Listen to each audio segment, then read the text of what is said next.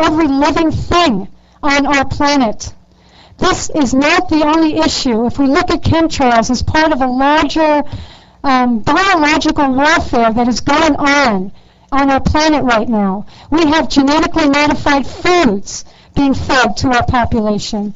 We have toxic vaccines that are also filled with aluminum and mercury being injected into our children, being injected into infants. We have nuclear radiation that is pouring into our atmosphere. And now we have the government flying through our skies, spraying everybody across the planet, except for the areas that they have decided are deemed unworthy. This is an incredibly powerful opportunity for us to look at the United States government and say, wow, this government just decided that it can arrest any one of its citizens, put them in jail indefinitely without trial. We have a serious, deadly situation on our hands in terms of what the United States government is now doing. And if we do not act at the local level, then we are complying and complicit with this destruction of our planet and of all living things on it. We have got to step up, every single one of us, and say, enough. We don't want to give this government power anymore. The United States government is a government run amok. And if you guys...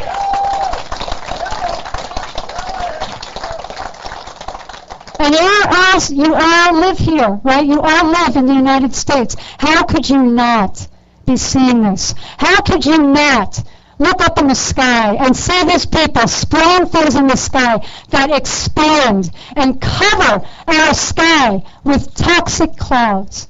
How can you not see this? Do you walk around and look at the ground all the time? You have got to open your eyes and look. You have got to see the larger picture of what is happening. It is urgently necessary for everyone to wake up and look. So please act from the local level.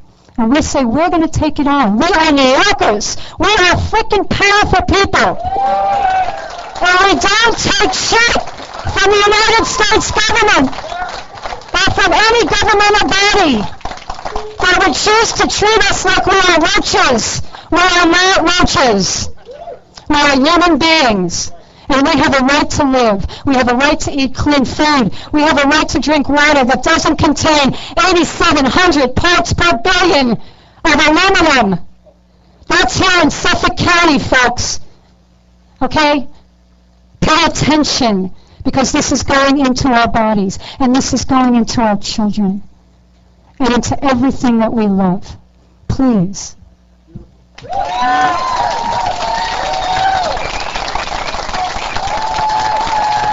got Anthony Herndon, followed by Pauline Cantwell.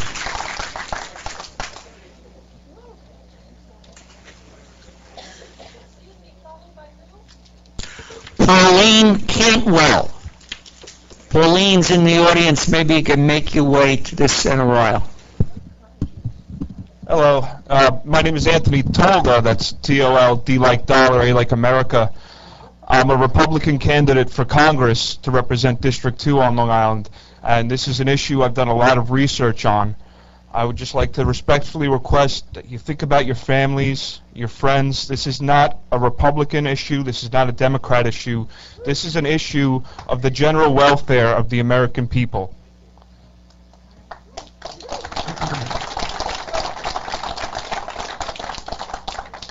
We had an 85-year-old woman strip searched by the TSA at JFK Airport last week, and we have no idea who is spraying us with what. I mean, we have an idea of with what, but we don't have any idea really who's flying these planes.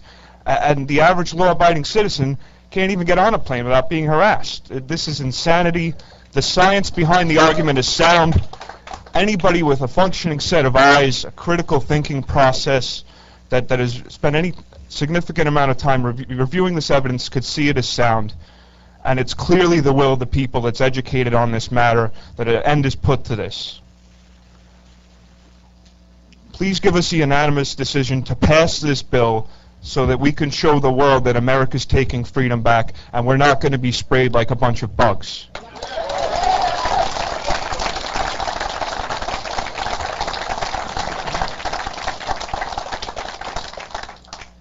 I know there's a lot of other speakers, so I would like the rest of the time to be reserved for them. Thank you.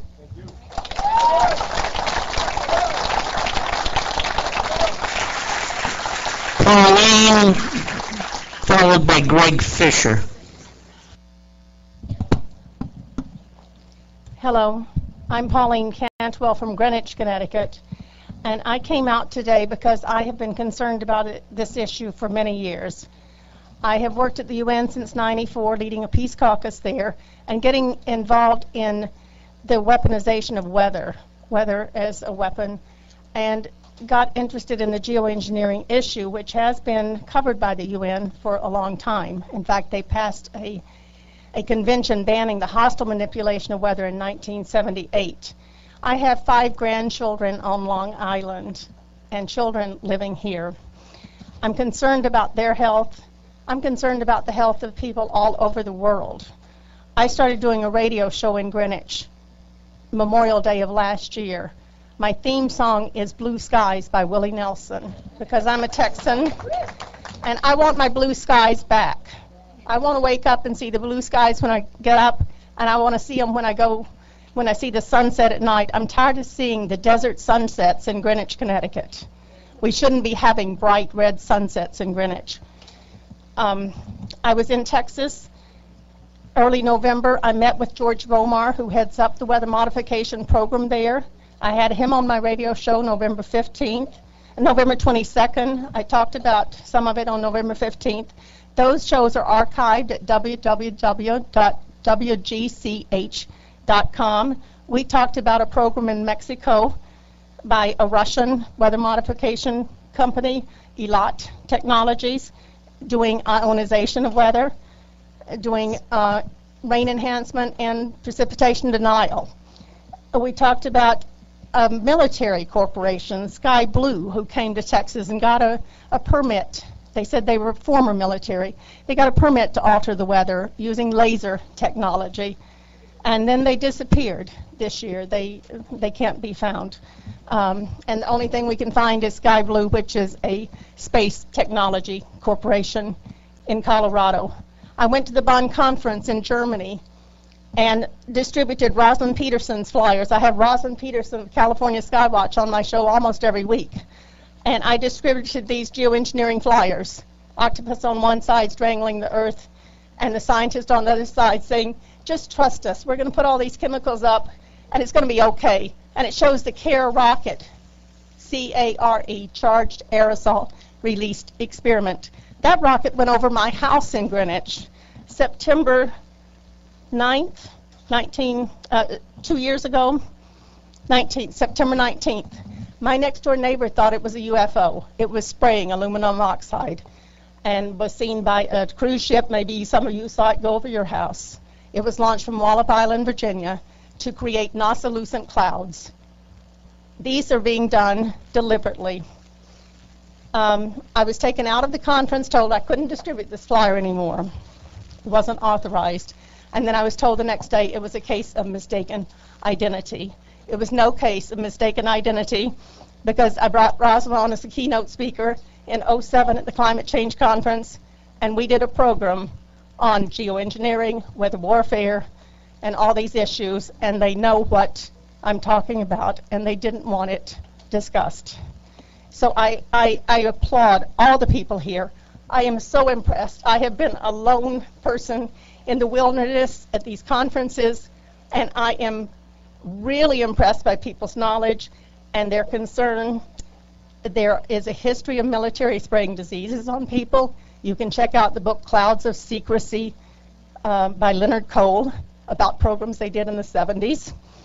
It's not new, and this stuff is going on all over the world. When I was in Germany, we went to Zugspitze, the highest point in Germany, and I videotaped planes spraying jet contrails. I call them jet contrails that create persistent jet contrails that create clouds, because the Air Force calls chemtrails a conspiracy.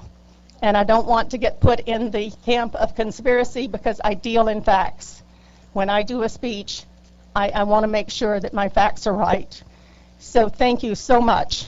And I have a letter that list a lot of the things I'm concerned about, and want to congratulate you for what you're doing, and I hope you do carry it further.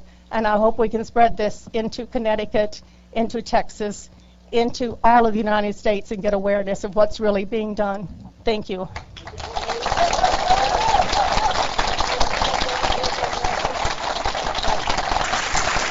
Greg Fisher, followed by William Skier.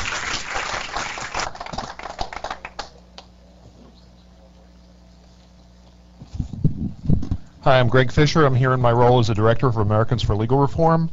My point is really short. I'm going to put a material safety data sheet into the record for aluminum oxide.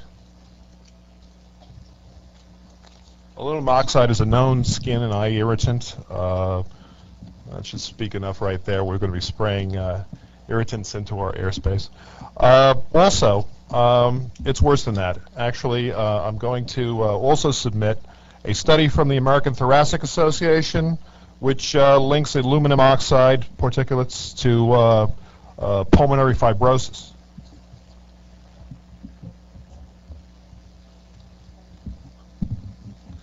Just in short, I incorporate what prior speakers said. There is significant health risk from inhaling aluminum compounds, and Americans for Legal Reform supports this legislation wholeheartedly. Thank you.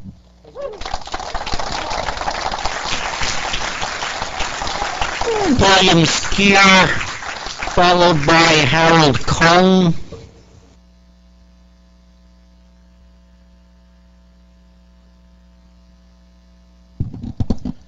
Thank you, ladies and gentlemen. This piece of legislation is absolutely necessary, and it is also necessary that we not forget the Constitution, and in the Constitution it does mention promoting the general welfare, and this is in violation of that with all of the spraying that's going on. Also, we have to keep in mind the 10th Amendment of the Constitution, which says that all powers not given to the federal government of the states resides with the states and the people, and the 10th Amendment has not been used enough.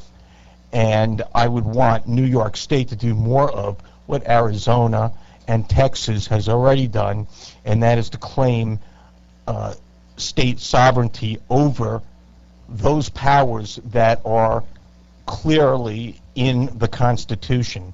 What we have now is that the Constitution itself seems to be something the federal government sees as inconvenient. Let's take a look at the Fourth Amendment. And when you look at the Fourth Amendment, it's being eviscerated by Homeland Security. So when I speak about spraying, I do want to remind you that if somebody's a little too articulate and has too many facts, they can be deemed an enemy of the state where there is no evidence of violence, threat of violence, or desire of violence, but somebody who might get in the way of either the military or corporate profits in the public interest of health. Now, I would like for you to keep in mind that when you take a look at the name of chemical compounds, keep in mind 3 metals and 3 nonmetals. The 3 metals is you have aluminum, barium, and strontium. Okay. Now, when it comes to the nonmetals, you're going to have the sulfides, the chlorides, and the fluorides, the chlorides, and the sulfides. Now, the thing is that you can have an enormous number of chemical compounds that has any one or more of those. But the result is, and I brought in the evidence here, if you ever want copies of these, it's fine.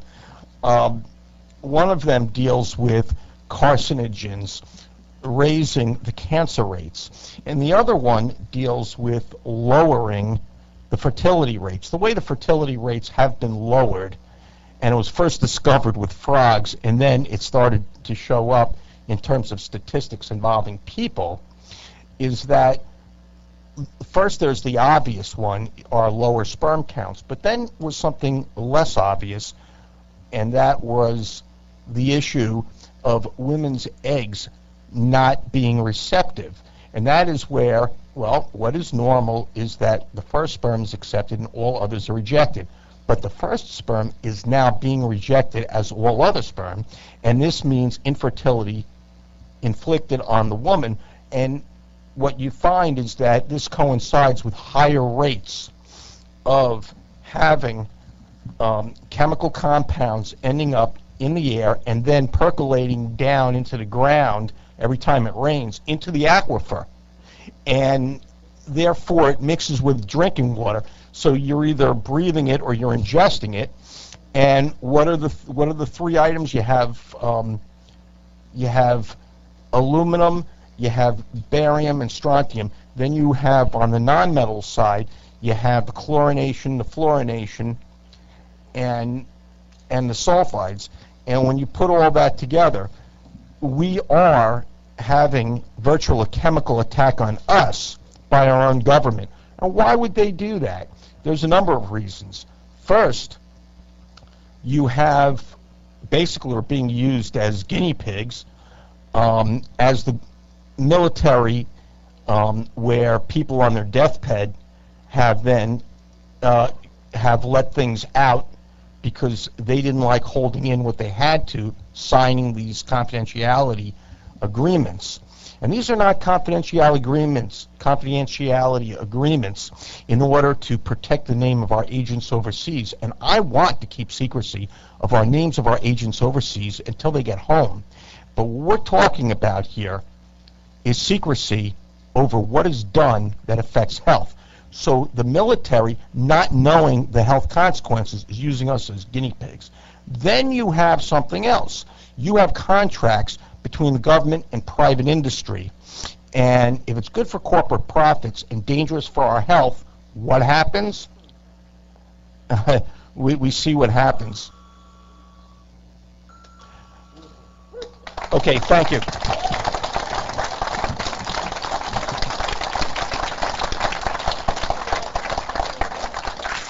Harold Cohen. And next is, I'm not certain of this name because of the writing, is it Dave Handel? Does that sound right? Or Haxtell? I can't tell what it says. Dave Handel? Handel. Okay, you're next. Hi, Go ahead, Mr. Cohen. my name is Harold Cohen, and I represent myself, and I'm also an independent researcher. I'd like to put into the record, I have a lot more, I bring a trunk here. The first thing is documentation. This dating back, actually originally started 2009. This is a letter, a document to Representative Steve Israel, which started in January 7 of 2010. And then was revised in February 2010. I gave this to Steve Israel's office, finally acted on it, and he gave it to the FAA, basically the U.S. Department of Transportation, Federal Aviation Administration. It's interesting. They responded in February 7th of 2011, 1 year later. One, they denied what I was stated, which you see the details in here. Second, what I find interesting is that they referred to a UN organization called the Intergovernmental Panel on Climate Change, okay, which is a joke. They're self-proclaimed experts when they're really not. To counter that, I'm going to give you a document which is 2 years of research on the IPCC, and this was done by Donna Lafamboise. She has 2 years of research on this. The title of her book is The Delinquent Teenager Who Was Mistaken for the World's Top Climate Expert. Basically, because of limited time, I basically give you a synopsis of it. Basically, in her quest for getting the truth, she found out the following findings about the IPCC.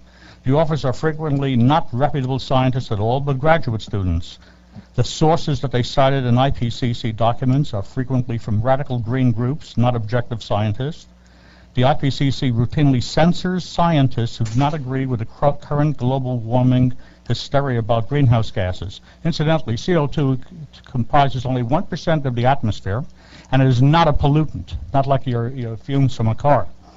The IPCC pursuing a leftist, globalist political agenda and not a scientific one. The peer review process used in determining what articles get published by the IPCC is a charade. Only radical, green viewpoints get favorable treatment. Thank The you. IPCC seeks out articles with predetermined conclusions to fit the IPCC agenda. I can provide a lot more data than just this little summary on this, on how they basically throw away data just to get to make the viewpoint that they want. That's who's speaking. Okay? Who can I give this to? Give it to? I have photographs on here which I documented the spraying. I want to thank all of you for your efforts in the IR 2029 to establish that as a necessary legislation to preserve our health, our environment, our water and food supplies. The bottom line, what it boils down to is this. Who is more important? Corporations, private interests, or the people? Also, all of us and you, all of you, are affected by the spraying. Let me get into some other things. What are the origins of the chemtrails? The origins of chemtrails original purpose was for warfare, that is weather control. If you control the weather, you have an advantage against the enemy, right? As time went on, you had a development of nanoparticles. Nanoparticles are basically particles that are a billionth of a meter. Very small, you need a microscope to see them in the high power, okay?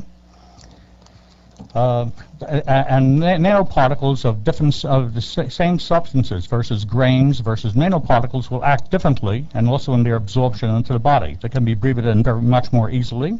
They're absorbed in your cells and your organs. They may contain viruses, bacteria, fungi, etc. And basically also was originally used for biological warfare, for warfare purposes. They may also, something else as time went on, you have more than micro-miniaturized electronics. I guess all of you have heard the term RFID or RFID chips, radio frequency ID chips, right?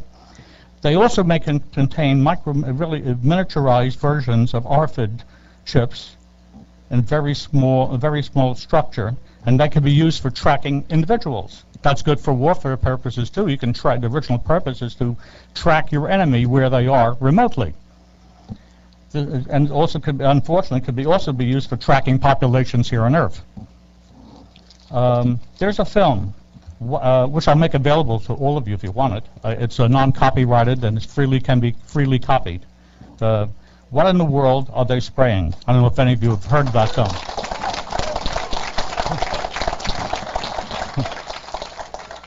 You're done, Mr. Cohen. You're done. Thank you. I'm done? You're done. I thought I have less time than anybody else. No, you have 5 minutes. I'll give one more thing. Look up. No, that's it. That's it. You're done. done. You're done. Dan Harder. Handel. Dave Handel.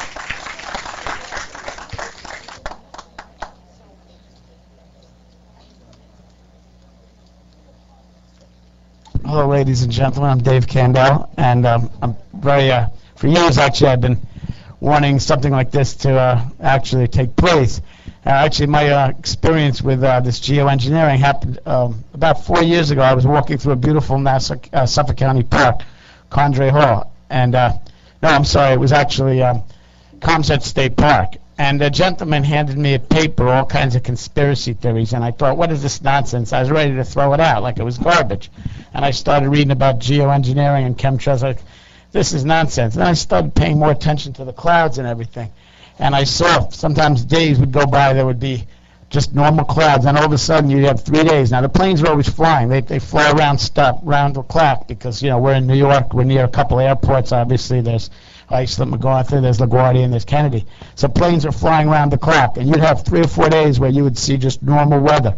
Then all of a sudden you'd look up and you'd see, and planes at that altitude are obviously, the weather doesn't change much at 35,000 feet. All of a sudden you'd see lines and they would start spreading, and I'd be like, what is this? This is obviously not normal. And I started believing what I was reading. I'd start observing. I'd tell people, I'd say, you're crazy. They're not doing anything with the weather. It just was bizarre, And if you have 4 or 5 days and all of a sudden you start seeing lines and then it starts dispersing. And one of the really clear signs of the chemtrails is when you see the line and all of a sudden it stops, then it turns back on again. Now, if a plane was flying and you stopped seeing the contrail, does that mean the engine stopped combusting and the engine's going to collapse? And that's a very clear sign. All of a sudden, what do? Turn back on the spray jets, or they have to reload the canisters? I mean, that's pretty clear, because a normal contrail on a plane would have to constantly be going, and they usually disperse in 10 minutes. So anyhow, to make a long story short, I've been telling everybody for about 3 or 4 years, so the fact that I could actually speak my mind among like-minded people that didn't think I was crazy, just kind of, this is like awesome. And actually, I also saw that there's a $2,500 fine. Now, I don't know how you can actually fine, that's like throwing a penny out of your window in your car, a $2,500 fine. It should be like $1 million fine, because, I mean, these people that are doing this have so much money behind them. It's a joke. The $2,500 fine, it should be raised to like at least $1 million. And, you know, you just look around, you see the weather, and I don't want to tie up your time, but that's my 2 cents. And also, I'm kind of embarrassed to be an American to see that they're doing this. You know, my mom actually came from Nazi Germany, and my grandfather was in a concentration camp, and, you know, she's 90, and she wouldn't believe that they're spraying us because she loves this country. But the fact of the matter, seeing what's going on, it's kind of a shame to be an American and see what's going on, and it's kind of horrendous, you know. And I'm glad. Thank you very much for everybody out here. Thank you. Mr. Mitchell, followed by Sean Brennan.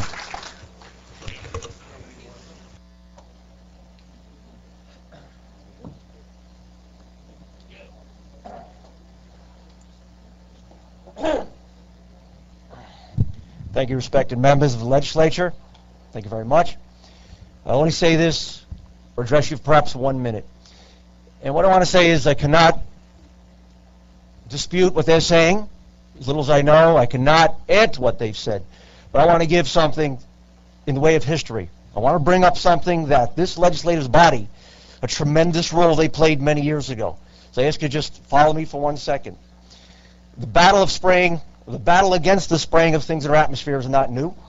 In 1967, right here in Suffolk County, a tremendous battle took place with the Environmental Defense Fund. It was the very first environmental group in this country, formed by scientists that lived right here in Suffolk County, possible neighbors of yours. And they came forward and they said to the council here, to the legislature, say, listen, there's something wrong with DDT. There's something wrong with the spraying of DDT. And not only the mosquitoes get killed, but you're killing just about everything else. It got in the water, it got into the air, it has a long half-life, you couldn't get rid of it. There are questions whether or not it causes cancer, and it's by no means that possibly it's linked to breast cancer, of which Suffolk County has a very high incidence on a nationwide level. But the bottom line is that this legislative body acted. They agreed with the EDF, they acted on it. Within a matter of years, DDT was banned from the United States entirely. Entirely, gone.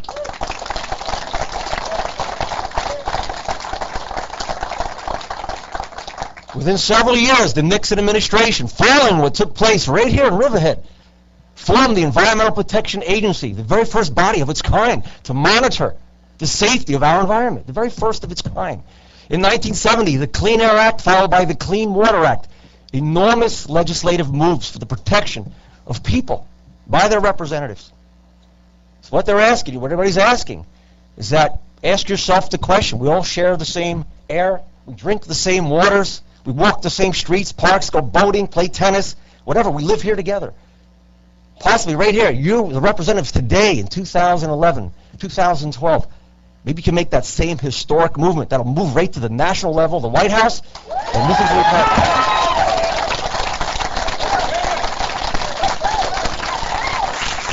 Okay, we got Mr. Brennan, followed by, looks like Penny,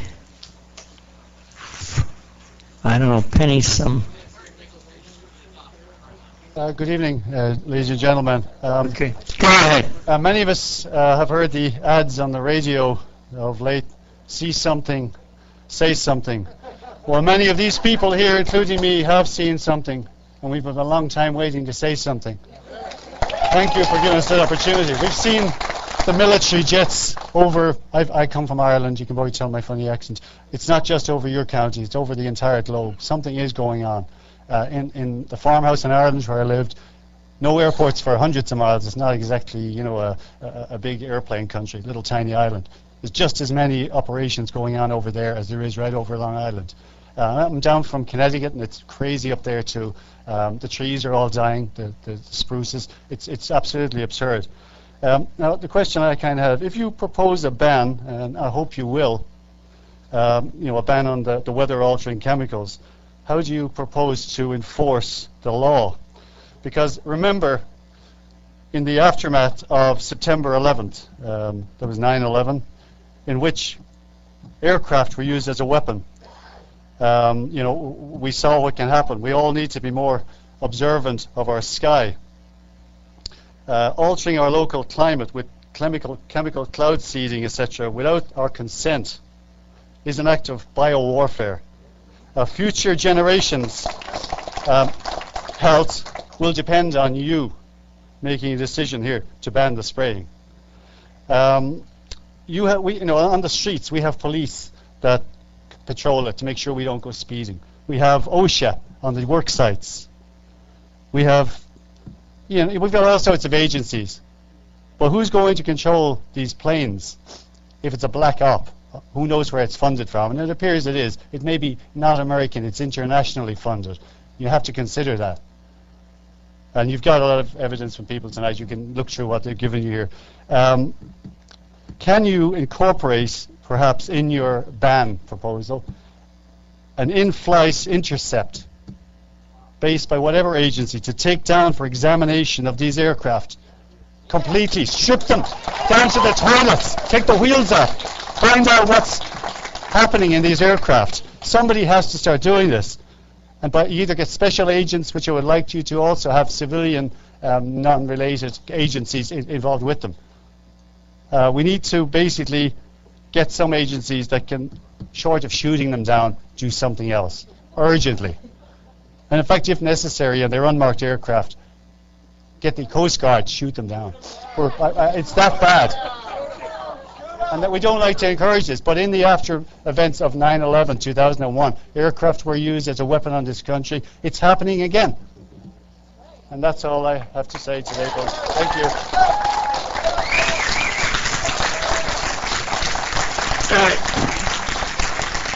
It's either Perry or Penny Farlito. Perry. Okay. Yeah, okay. And it's followed by Christy McKay. Good afternoon. I'll be brief. First, I'd like to thank Legislator Romaine for bringing this vital issue into the light. My name is Perry Finkelstein. I stand here and represent myself as well as the voices of my children. And I'd like to say my potential future grandchildren, but I don't even know if that's going to happen because of our health and well-being is being threatened in this very moment. This is a global issue. It's not just happening here. I mean, a lot of evidence has been presented. It's indisputable, and everyone here. It's not us versus you. We all breathe the same air. We all drink the same water. Our children play in the same playgrounds, and this is an opportunity for you esteemed folks to make this date a date that everyone remembers, not just here, not just another hearing day in Suffolk County. We are Suffolk County, Long Island, New York, and this could be a stand that goes global, and it could make a huge difference. This is happening. There's no debate. This is happening. We are being poisoned. We're being killed. We're being exterminated. It's happening. Okay? There's no disputing it. So we're all part of the same community here. It's not us versus you guys. It's not. So I'm asking here for my children, for your children, for future generations to look at this and to make a stand and to make right what needs to be done.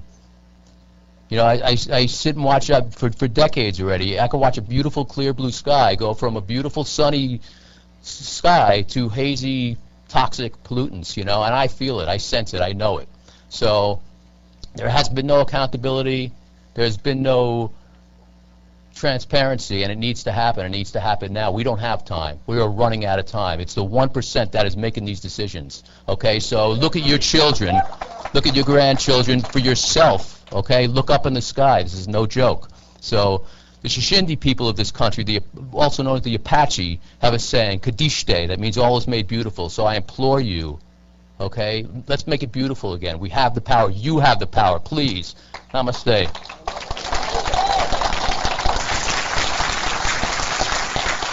Christy McKay, followed by John Martell.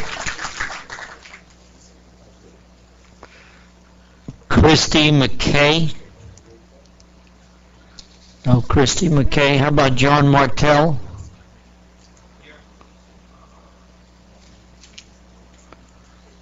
Start it.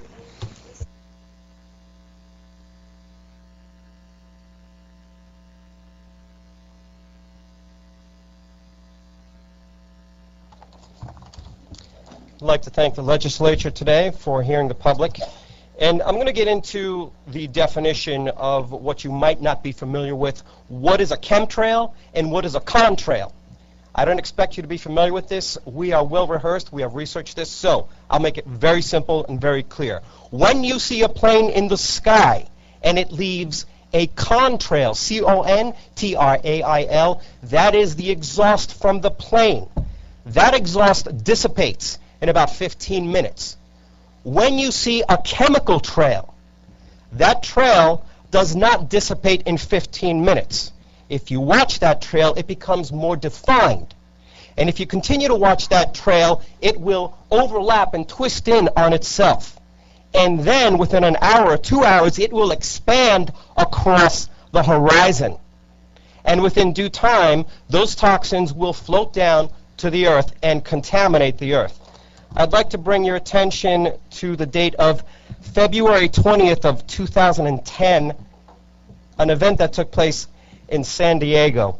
The American Association for the Advancement of Science had a meeting regarding geoengineering.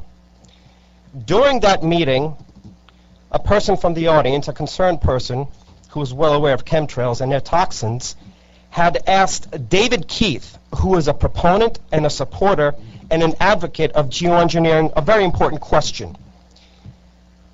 The millions of tons of toxic barium and aluminum that's being dumped into the atmosphere that transcends down to the earth, he asked David Keith if this is at all a threat to humankind.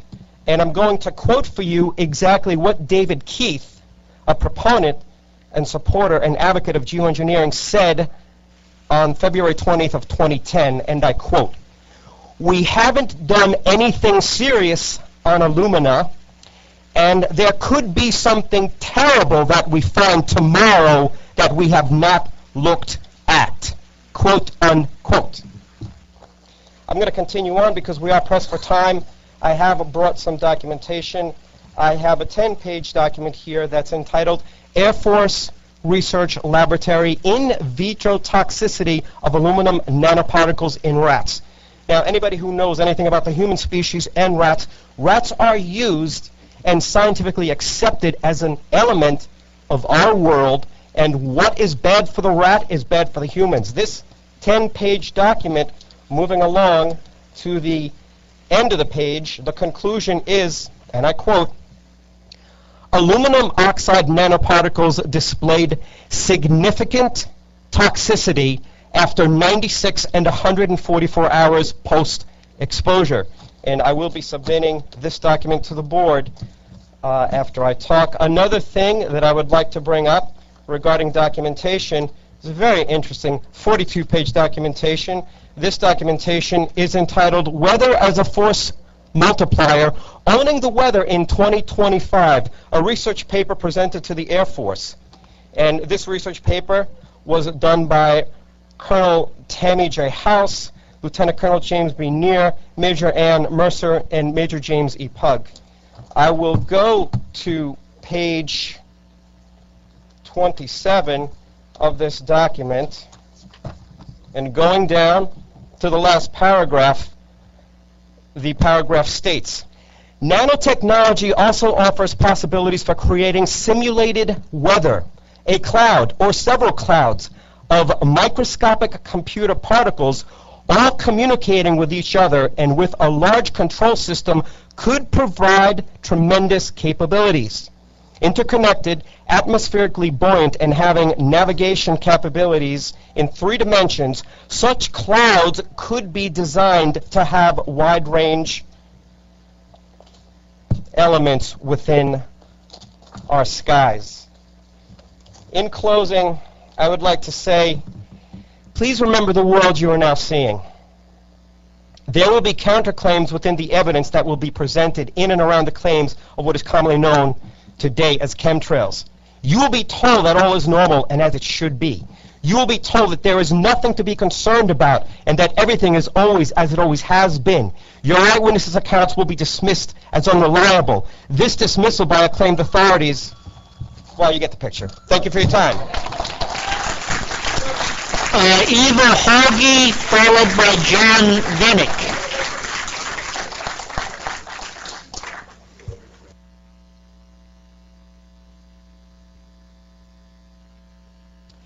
Hello, thank you very much. I am here in the capacity of President of Empire State Lyme Disease Association.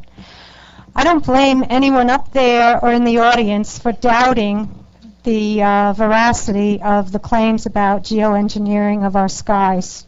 6 years ago, a friend told me to investigate chemtrails. This friend is intelligent, well-informed, and very accomplished. Yet she left it to me to look up in the sky to do my own research. Even though I respect my friend, I did try to dismiss her chemtrail claims. 2 years ago, I did become convinced that we do have a problem. I saw chemtrails in Denver, Colorado, and I saw them in Virginia Beach, Virginia, and I've seen them here. And they don't just fly every day, they fly every day and every night. There are many connections that have been made. Huge corporations such as Novartis, which is based in Germany, have bought American companies.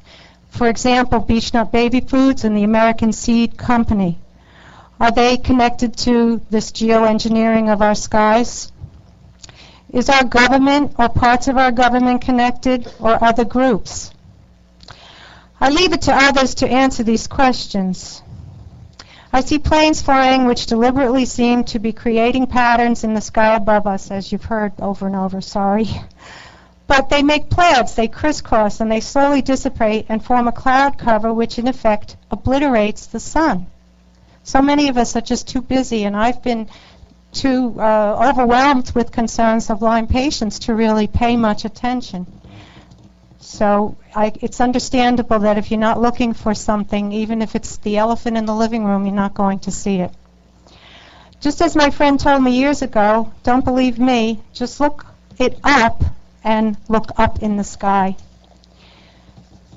I have 2 questions. Number 1, if these trails were only contrails or water vapor, or if they use the same fuel used by skywriting planes, the trails would dissipate quietly and leave no effect on our sky. So are they just contrails like the disbelievers would have you believe? Number 2, if normal, typical planes can fly without leaving any trails, I may be oversimplifying, but why not also make it a law that all planes use the less offensive fuel? Health-wise, vitamin D deficiency is real. Lyme patients may in fact be a group of the population who may be the most seriously impacted. It is depressing to suffer from tick-borne diseases and the lack of blue skies, beautiful sunsets, and sunrises. That doesn't help Lyme patients or anyone. If someone, as I do believe now, if someone is, or at least they do have the capacity of adding harmful chemicals, etc., to their chemtrails, Lyme patients are not healthy enough to withstand this kind of barrage for long.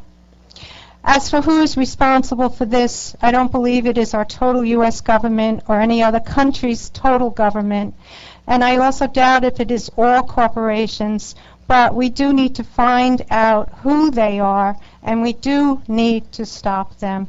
The IR 2029 is a really good beginning, and I thank you very much, and especially Ed Romaine.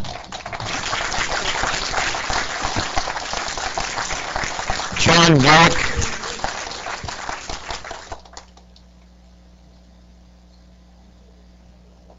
Oh my, hello. How is everybody doing today?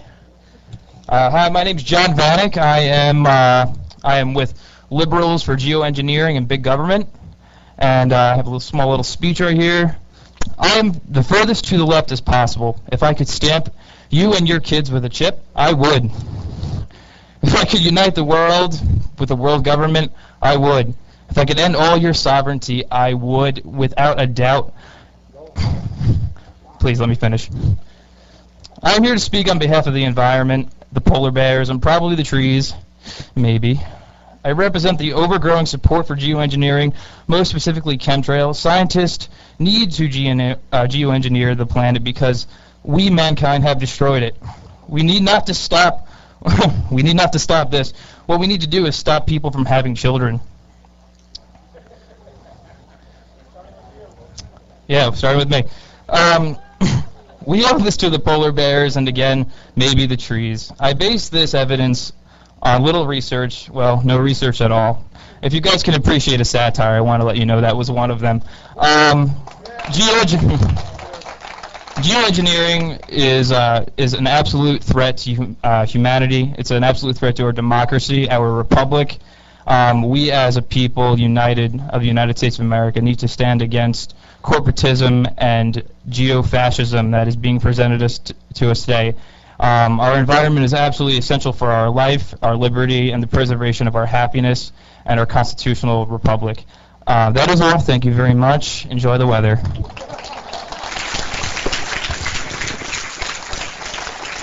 That's all the cards I have on this subject. Legislator Romaine. Motion to close. Motion to close. I'll second that. All in favor, opposed, abstentions. Next up is R 2030.